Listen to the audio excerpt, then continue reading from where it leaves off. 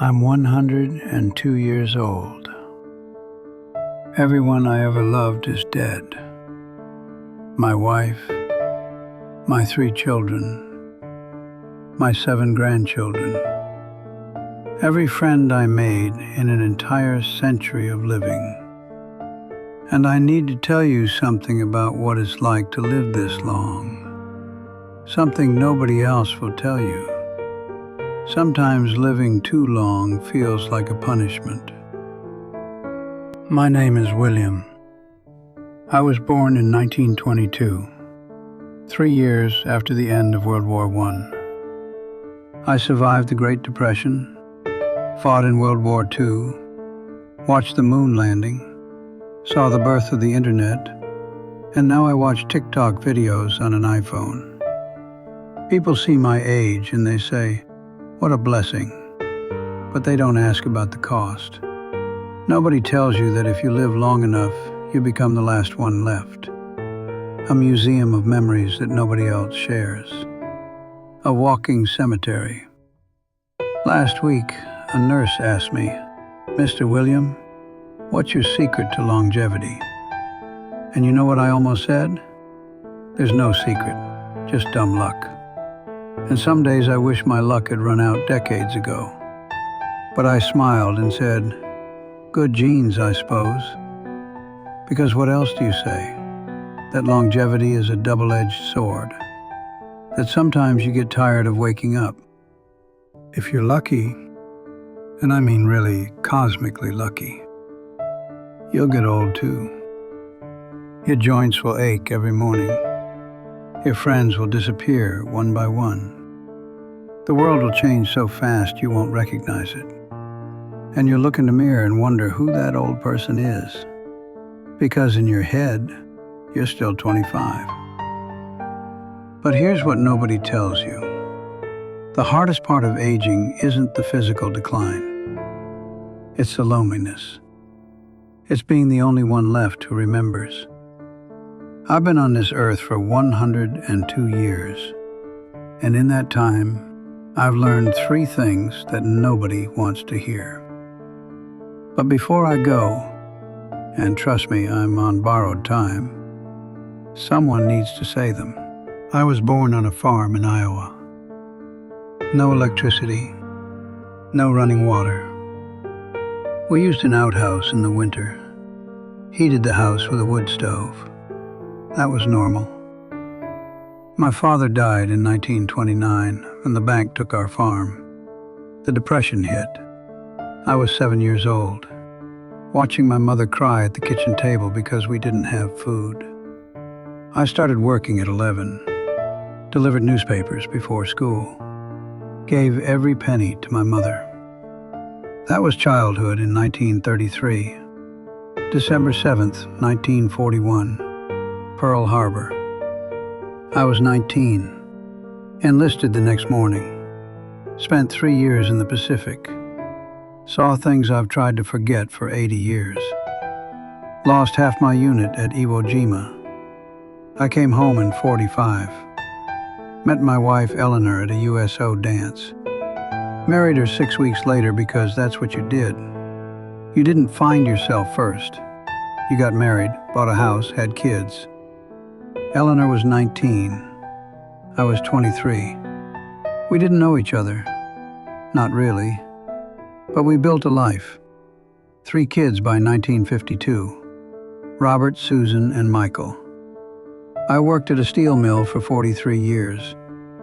Same job. Same shift. Came home tired every night. Eleanor cooked dinner. That was marriage in the 50s. Sometimes I slept on the couch, but we stayed together. You didn't give up back then.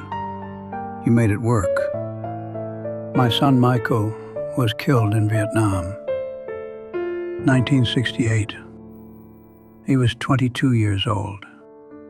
They sent us a folded flag and a letter saying he died a hero. But you know what? I would give back every medal, every award, every word of praise to have my son back. Eleanor never recovered. Something in her broke that day. She smiled less, cried in the bathroom when she thought I couldn't hear. We both cried. You're not supposed to bury your children. That's not the right order of things. Parents go first. That's the rule. But life doesn't follow rules. My daughter Susan died of breast cancer at 52. I was 78. I watched her fade away for 2 years, held her hand in hospice while she said goodbye to her 3 kids.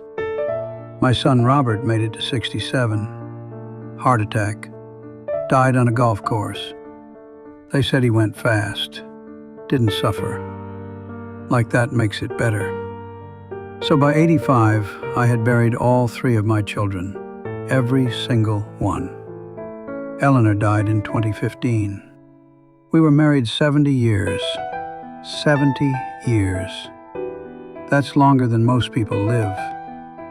She had Alzheimer's at the end. Didn't know who I was. I'd visit her every day, and she'd ask, "Who are you?" And I'd say, "I'm your husband, Eleanor." And she'd say, "I don't have a husband." That hurt worse than her dying. Watching her forget me, forget us, forget our 70 years. I had 7 grandchildren. 7. My grandson Daniel died of an overdose at 28. Fentanyl. 2019. Found him in his apartment. They said it was an accident. He took 1 pill. 1. My granddaughter Emily was killed in a car crash at 35. Drunk driver. Wrong place, wrong time. Left behind 2 little kids, who now call someone else grandma. The others, cancer, stroke, suicide, all gone before 60. I've been to 47 funerals in my life.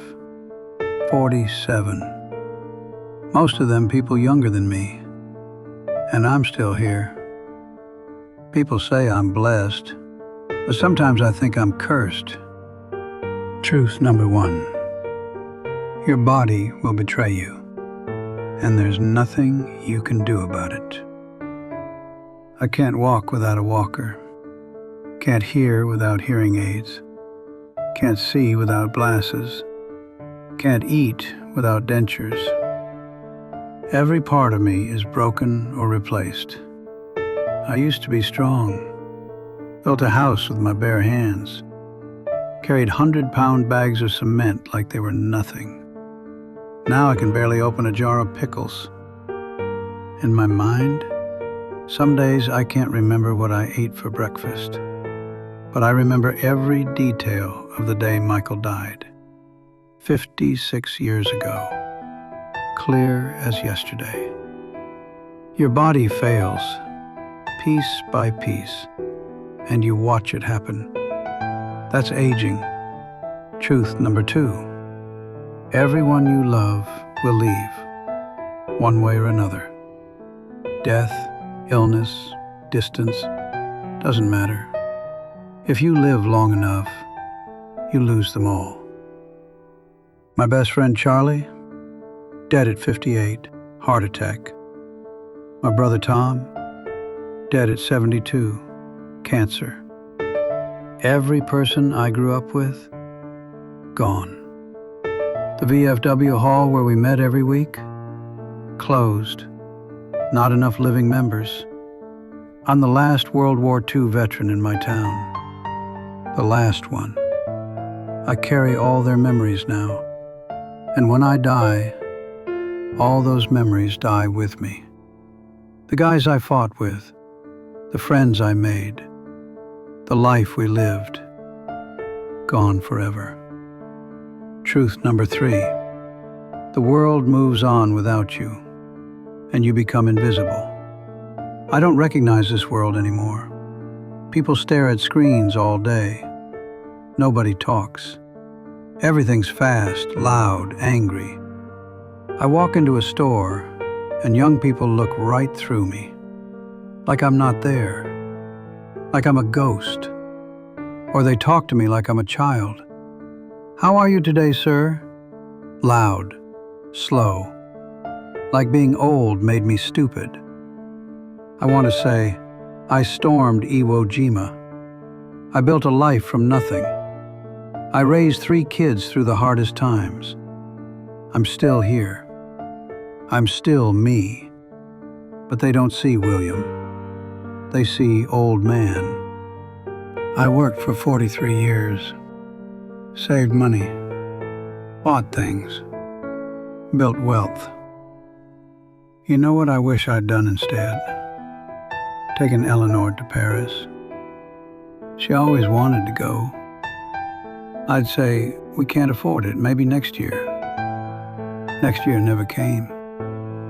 I wish I'd played with my kids more. I was always working, always tired. Not now, son, Dad's busy. Michael died at 22. I never got those moments back. I wish I'd told Eleanor I loved her more often. I did tell her, but not enough. Never enough. All those promotions, overtime shifts, extra hours, none of it mattered. The house is gone. The money's gone. The company I worked for is gone. But you know what I remember? Sunday mornings eating pancakes together. The trip to the lake. The way Eleanor laughed when I told bad jokes. Those moments. That's what mattered. And I didn't have enough of them. You think you have time. You don't. You think your parents will always be there. They won't. You think you'll take that trip someday. Someday never comes. I'm 102 years old. I've lived longer than almost anyone. And you know what I've learned? Time is the only thing that matters. And it runs out faster than you think. Stop working late. Your boss will replace you in a week. Spend time with your kids. They'll grow up in the blink of an eye. Call your mother. Visit your grandparents. Take the trip. Say I love you. Do it now.